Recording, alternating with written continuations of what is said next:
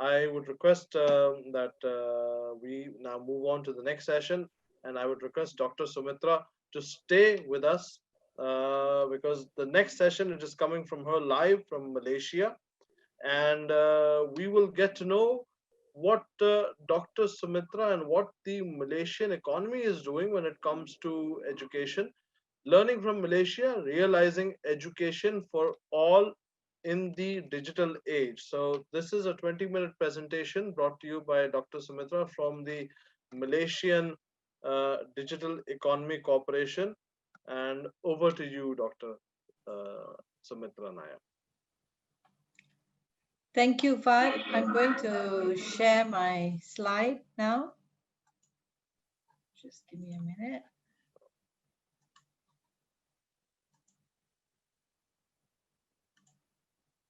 Okay, I believe you can see my. Nope. You can? Now it has appeared. Yes. Okay, great. Index experience. Yep, we are there. Yes.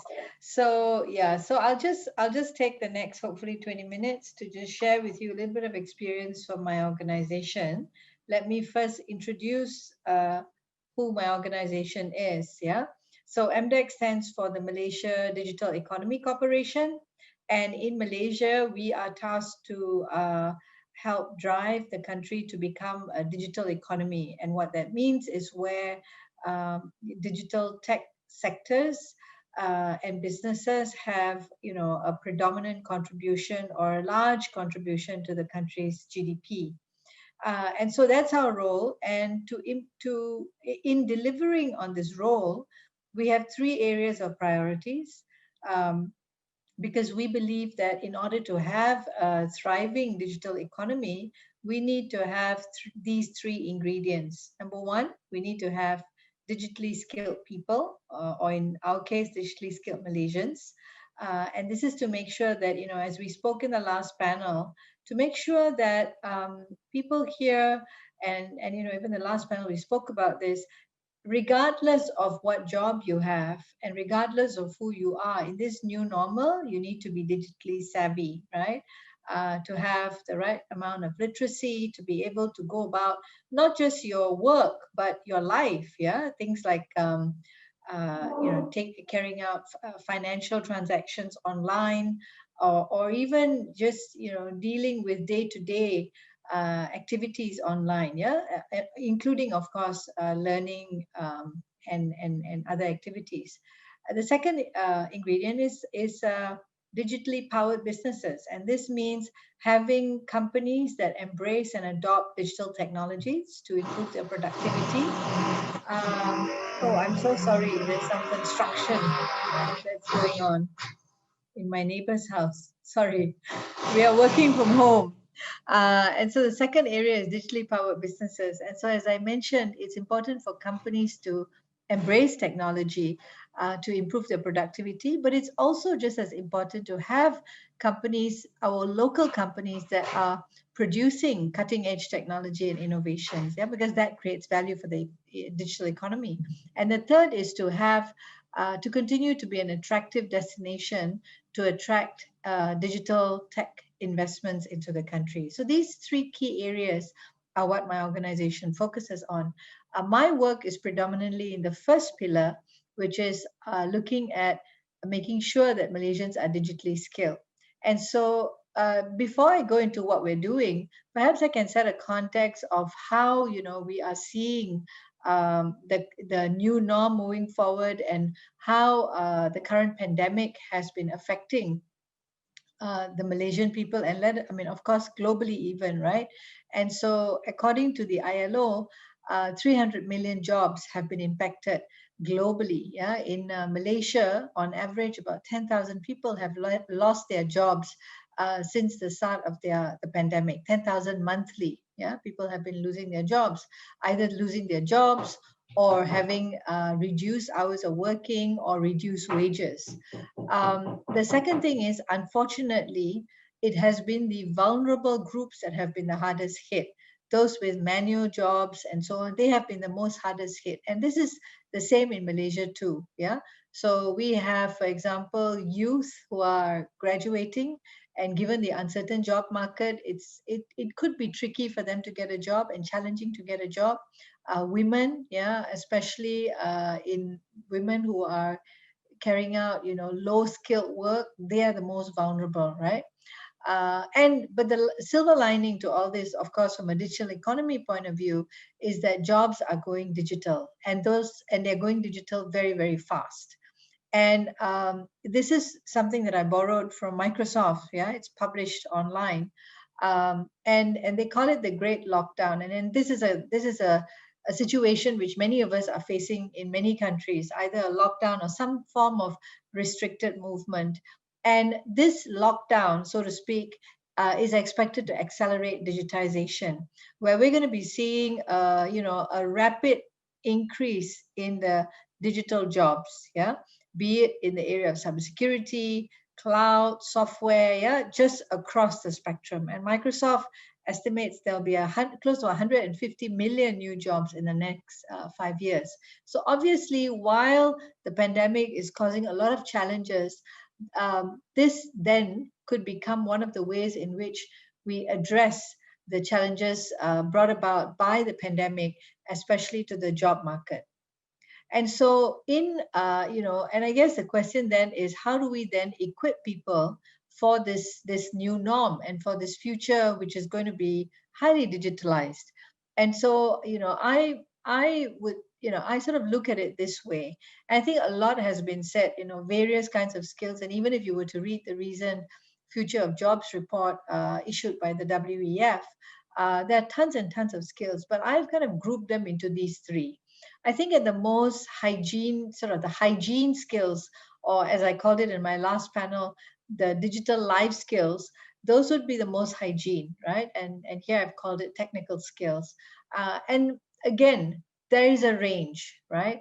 So of course, you don't expect everybody to have sort of high-end, advanced technical skills, but you need at least a basic level.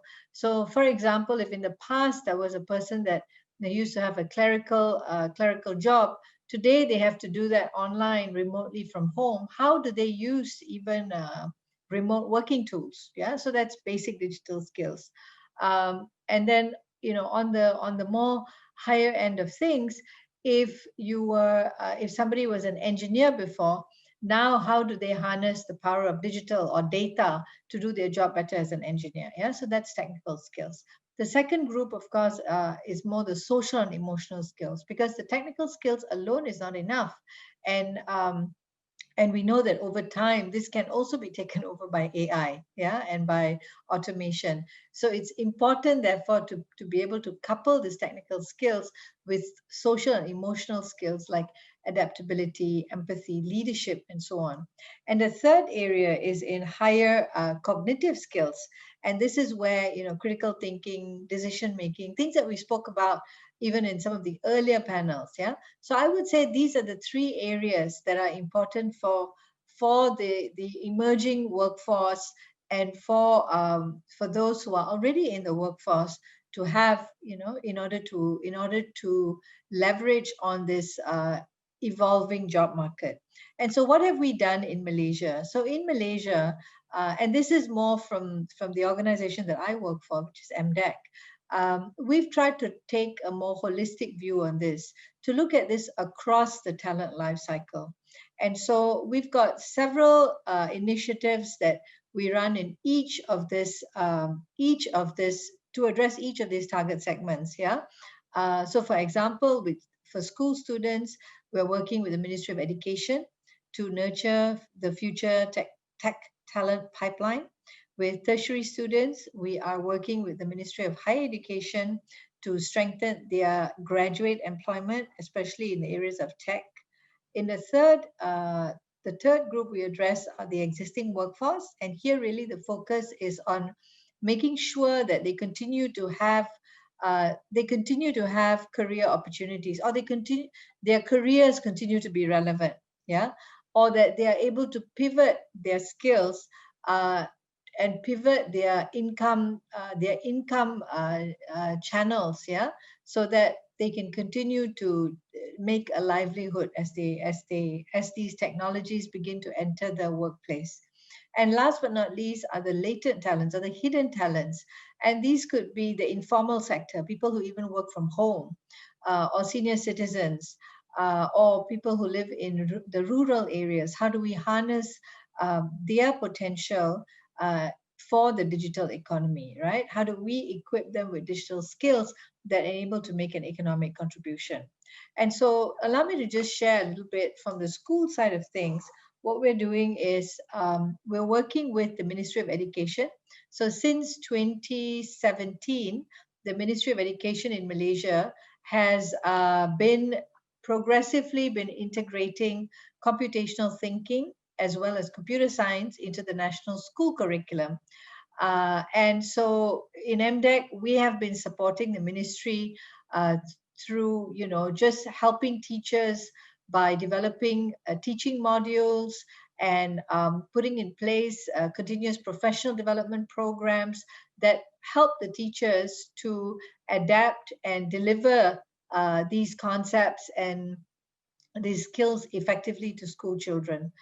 On the other side, what we also do is, because while we do this in the national school curriculum, we know that it will take time to roll it out, because it's rolled out progressively, and also because there could be constraints like whether schools have the ICT facilities, whether they have connectivity, whether they have the teachers who are interested and qualified to teach, and all of this. So what we also do is we have a parallel track to this formal curriculum, where we recognize there could be students who are ready to move ahead, students who have the potential, and we don't want to hold them back. And so for these students, we work closely with the industry as well as universities to nurture and to groom these students to become hopefully our future digital innovators. And so in doing this, we've sort of gone about it in this way.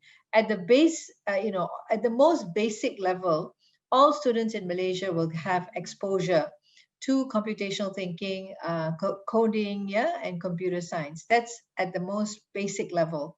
And then from there, of course, the depths of the engagement may not be sufficient to make them entirely ready or future innovators.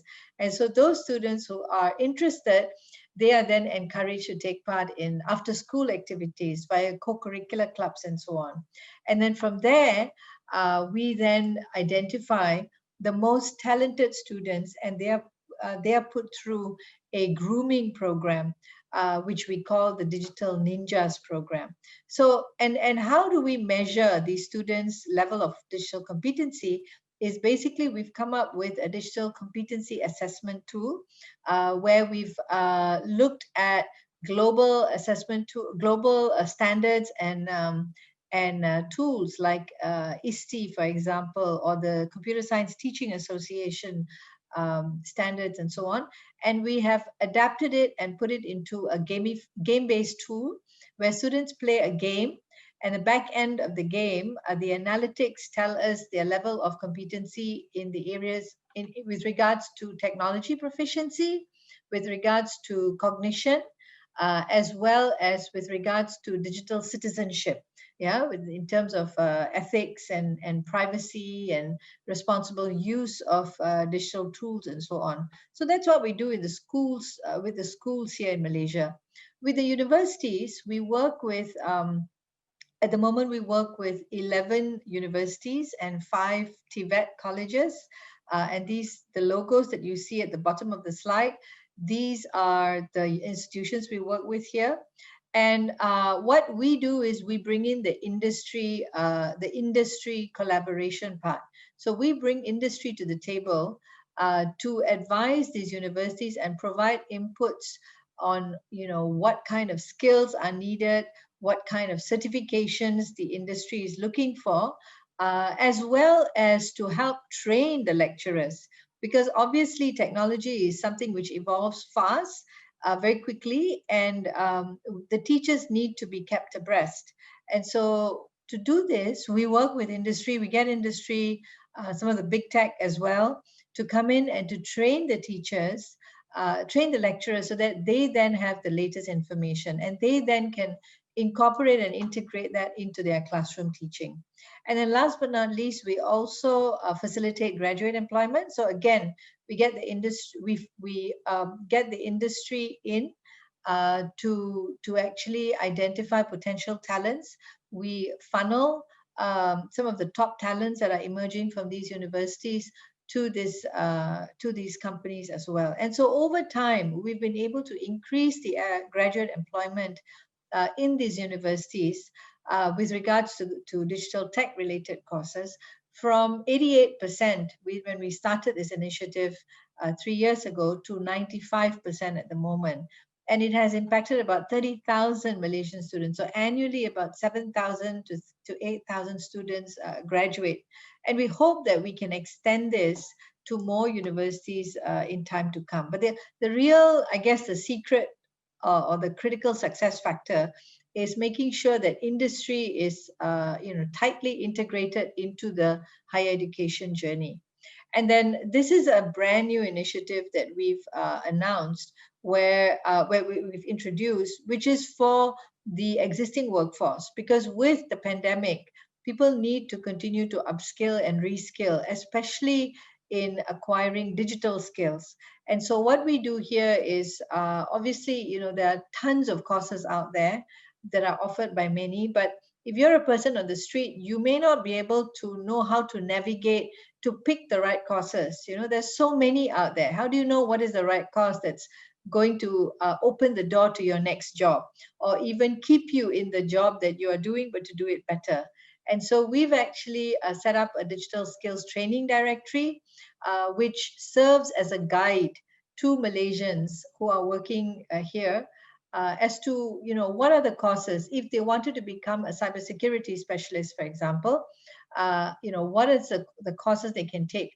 Beginner courses, then intermediate as well as advanced courses, and many of these courses, especially for Malaysians who are unemployed, our social security organization called SOCSO, they actually would help to fund the unemployed Malaysians to be able to reskill and get themselves ready for jobs moving forward. So these are a snapshot. They are not all encompassing because of the time limit. I was just able to share with you some highlights. But if you do have questions, I'd be happy to take them. I believe I have another 3 minutes left, hopefully. That's my last slide, I believe. And if you do want to know more about what we do follow us on our social media pages. I would suggest, Dr. Sumitra, if you can give some more insights on the digital skills that you were talking about, and what is the Malaysian government doing with the Ministry of Education, and of course, what is MDEC's role in this entire journey when it comes to creating those skillful manpower for the labor market. Yeah, sure. So with regards to the future talent pipeline, because understanding of coding and computational thinking, being able to solve problems in a world that is going to be wired, by computers, is extremely important. Which is why we actually work with the Ministry of Education. So we're a government-owned company. Yeah, we're a government-owned company. So that gives us a little bit of independence and a little bit of ability to move a little bit faster than you would in a typical government agency. But at the same time, we act as a bridge between the Ministry of Education and industry. So our role is we identify what the industry is looking for, and then we find a way to input that into the schools or the universities. That's one. Number two, we also find a way to work with the industry to build the capabilities of teachers and lecturers, be it in schools or in universities. How do you build the capabilities? So obviously they have their own training mechanisms, but the training that's given to them usually is done by the government or the ministry, and it may not be what the industry is looking for. So this is where our role as a bridge between the industry and the ministry becomes very important, to bring in those inputs and to get them on board as partners to be on this journey as we build those capabilities. And then, of course, we work in a very similar way with the existing workforce, and that's governed in Malaysia. That's governed by the Ministry of Human Resources. So we work again in partnership, and our role is similar. We build an understanding as to what are the skills that are in demand from a digital point of view, and then we find a way to make sure that the Malaysian workforce is getting access to those skill sets, either through training or through job attachments or pilots or whatever it is. But we find a way to bridge that gap. That's what we do. Great, superb. So it looks like there are many James Bonds coming out of Malaysia, as Dr. Rumi mentioned yesterday in a panel on entrepreneurship mindset. So great, superb. We will start the next session, and thank you very much, Dr. Sumitra. Thank you very much for joining us, for staying with us from Malaysia, and it was really an insightful presentation from your side and a very insightful discussion on ICT teachers as well. Thank you very much for giving us the Malaysian experience. Thank you very much. Thank you. Thank you, Dr. Sumitra.